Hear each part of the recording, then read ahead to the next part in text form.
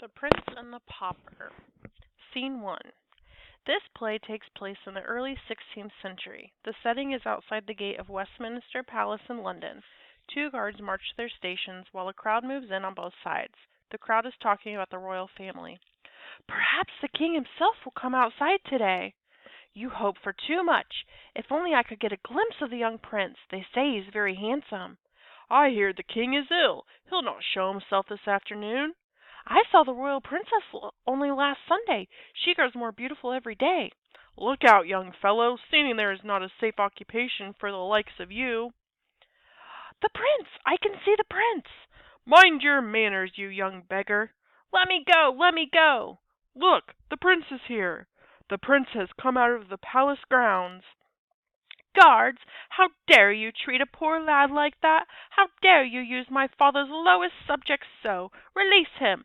Open the gates and let him in. Away with you!" "Lad, you look tired and hungry. You have been ill treated. Come with me." A few minutes later we find ourselves in the chamber of the prince.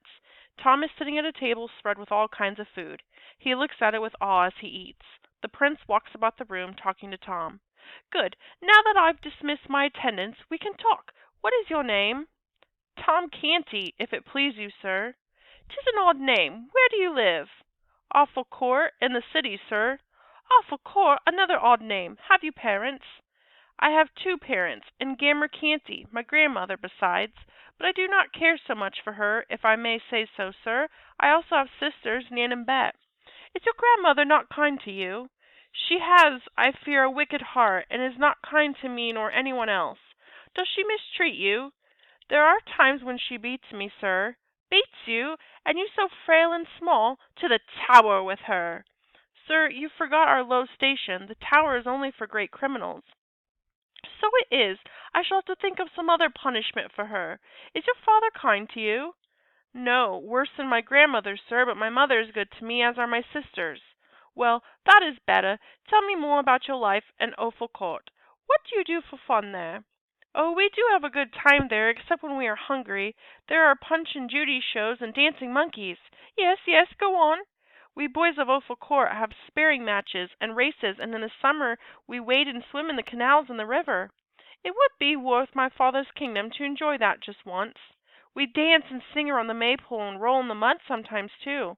"Oh, say no more. If only I could wear clothes like yours just once, and run barefoot through mud, I think I would give up my crown for that."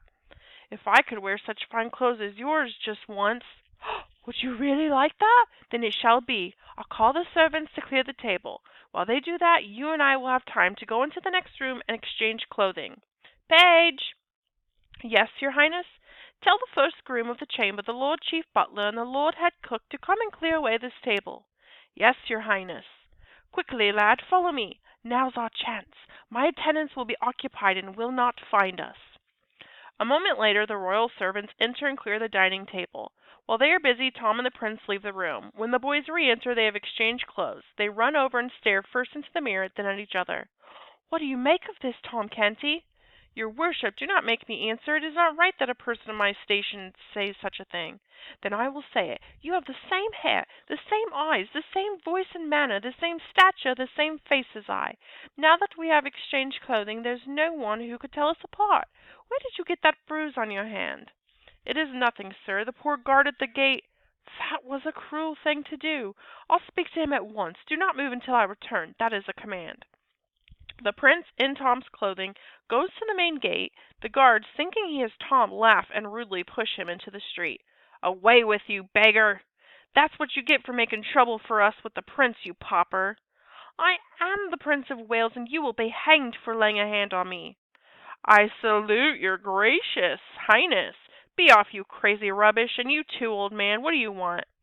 "I want the lad. So there you are, Tom, out gawking at royalty and haven't begged a farthing for me, I warrant. If it be so, I'll break all the bones in your body, or I'm not John Canty." "So you're his father. Then you will fetch him away and restore me to the palace."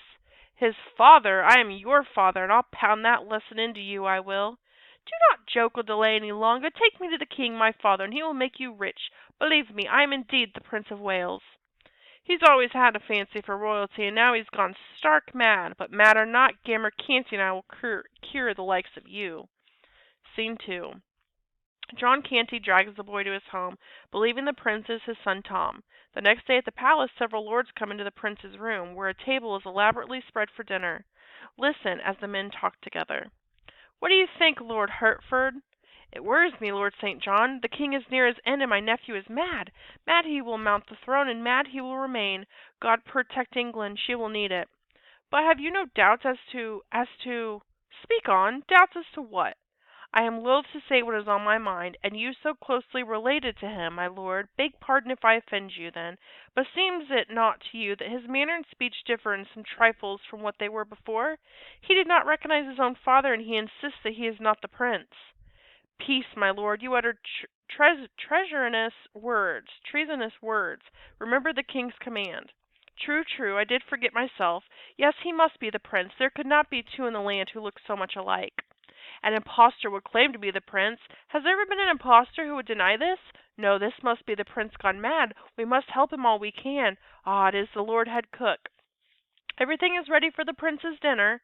"Good. Call in the other attendants. Lord Hertford and I have a message from the king." "Yes, my lord." "Lord St. John, I understand your questioning, but you must do all you can to hide your doubts. It is up to us to see him through this." "I'm sorry. I should have not mentioned such thoughts." "Lord Head Cook, are the others coming?" "Yes, my lord." 3 court attendants enter the room, the butler, the groom, and the page. They bow to Hertford and St. John. "Good afternoon, gentlemen. We have called you here to relay a special message from His Majesty the King. Word has reached him that there is talk in the palace that the prince has gone mad. Lord St. John will read to you the declaration of the king. I shall fetch His Highness the Prince." "In the name of the king, let none listen to this false and foolish matter upon pain of death, nor discuss the same, nor carry it abroad. In the name of the king."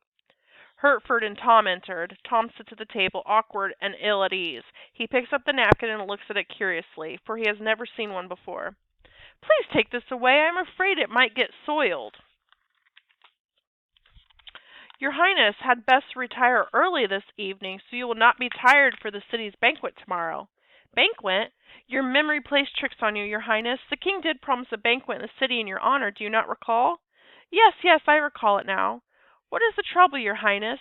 "I crave your help. My nose itches terribly. Pray tell me, what is the royal custom in such a matter? I cannot bear it any longer." "Lord Head Butler, what do you think? There has never been a case like this in all of England's history." "At last there is no hereditary nose scratcher. What shall we do? What's to be done?" "I hope I do not offend you, gentlemen, but I can't wait any longer. I must scratch my nose." "Ah, here comes the page." "Your Highness?" "Tell the page to rise, your Highness." "Yes, page, rise and come forward." "Your Highness, His Majesty and the King request the Great Seal. He says that it is most urgent."